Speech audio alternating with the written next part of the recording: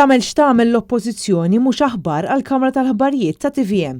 Fil-bulettin ewlieni tal-ġimgħa 61% tal-ħin kollu kien iddedikat għal stqarrijiet, avvenimenti u konferenzi stampi li organizzaw diversi ministri fejn f'ħafna minnhom instemaw, deru u tkellmu l-membri tal-Kabinett.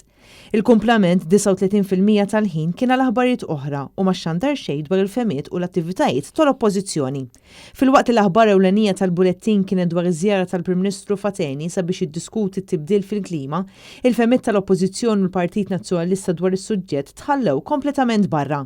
Dan meta l-Partit Nazzjonalista ħabbar li fid-29 ta' Novembru se jorganizza konferenza nazzjonali dwar it-tibdil fil-klima.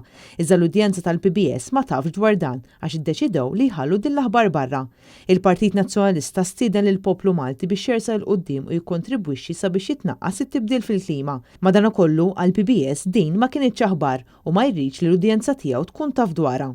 Fl-aħbarijiet tal-PBS tal-ġimgħa ixxandru 6 intervisti jew kummenti tal-membri tal-Kabinett, hekk kif il-bulettin kien għal darb'oħra minn l-istqarrijiet dwar dak li jridu Kastilja u l-Ministri. Il-femiet opposti għal dak li għamel il-Gvern u l-entitajiet li jmexxi kif ukoll reazzjonijiet tas-soċjetà in ġenerali ma kienu mkien fl-ebda aħbar illi wera il-PBS.